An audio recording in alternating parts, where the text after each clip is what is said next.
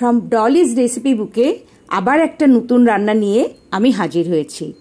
আমি আমার সব বন্ধুদের আমার অন্তরের ভালোবাসা জানিয়ে এই রান্নাটা শুরু করছি। আজকে আমি এঁচোড়ের দো পেঁয়াজা করব। তার জন্য এরম বড় বড় করে এঁচোড় কেটে সেদ্ধ করে নিয়েছি।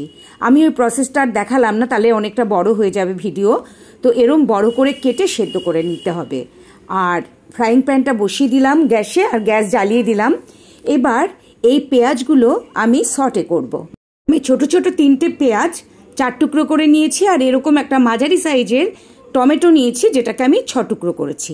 আর পেঁয়াজগুলো ছোট ছিল, তাই এক একটা পেঁয়াজ আমি 4 টুকরো করেছি। এবার ফ্রাইং প্যানে 2 টিস্পুন মতো সাদা তেল দিয়ে দিলাম, যাতে আমি এই টমেটো আর পেঁয়াজগুলো সটে করব। তবে এগুলো আমি আলাদা করে করব, কারণ টমেটো খুব তাড়াতাড়ি নরম হয়ে যায়। তাই আগে পেঁয়াজগুলো আমি সটে করে নিচ্ছি।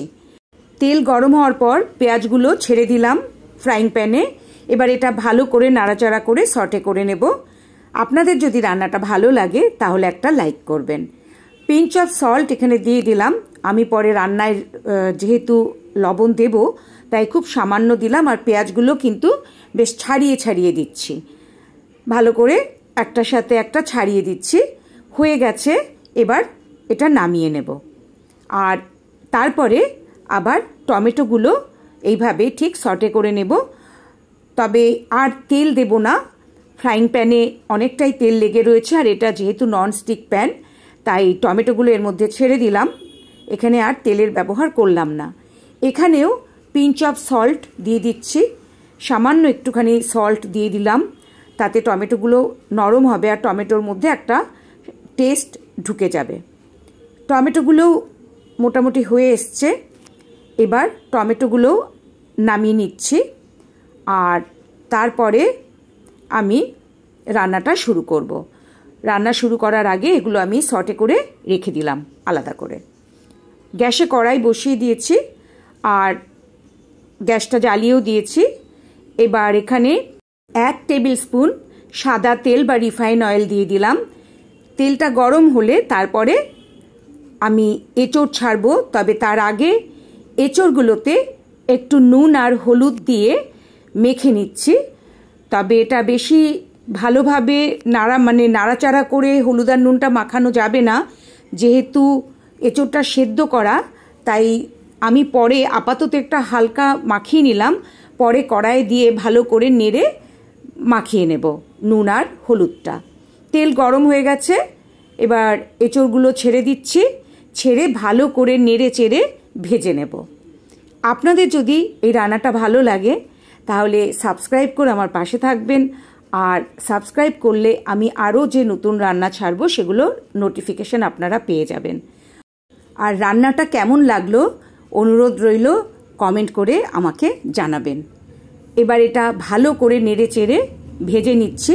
তবে নাড়ার সময় কিন্তু খুব সাবধানে ধীরে সুস্থে নাড়তে হবে, কারণ এটা যেহেতু সেদ্ধ করা এঁচোড় ভেঙে যাবে। এবার এখানে আমি 4 চামচ 4 টিস্পুন ঘি দিয়ে দিলাম, কিন্তু আমি এখন গ্যাসটা অফ করে নিয়েছি। আর 7টা কোয়া গার্লিক বা রসুন পেস্ট করে দিলাম, আর 1/2 ইঞ্চি আদা পেস্ট করে দিলাম। একটা মাঝারি সাইজের পেঁয়াজ, সেটাও পেস্ট করে দিলাম। গ্যাস অফ করে কিন্তু আমি ইনগ্রেডিয়েন্টগুলো দিচ্ছি। এবার 1 টিস্পুন শুকনো লঙ্কার গুঁড়ো দিলাম। ঝালটা আপনারা আপনাদের স্বাদ মতো দেবেন। এখন এখানে 5 চামচ 5 টিস্পুন দই দিয়ে দিচ্ছি। এই রান্নাটায় কোনো জল পড়বে না। দইয়ের যে ময়েশ্চার বা জলভাব, তাতে এটা রান্না হবে। 1/2 টিস্পুন হলুদের গুঁড়ো দিয়ে দিলাম। আর যেহেতু জল পড়বে না তাই দইটা বেশি দিলাম। 1/4 টিস্পুন গরম মশলা দিয়ে দিলাম। এবার এই সমস্ত কিছু ভালো করে মেশাবো। এখন গ্যাসটা অফ আছে। আমি এঁচোড়টা ভাজার পর তারপরে গ্যাস অফ করে কিন্তু সমস্ত ইনগ্রেডিয়েন্টগুলো দিচ্ছি। তারপরে সব দিয়ে মেশানো হয়ে গেলে আবার গ্যাস জ্বালিয়ে এটা রান্না করব। মোটামুটি ভালো করে মিশিয়ে নিচ্ছি।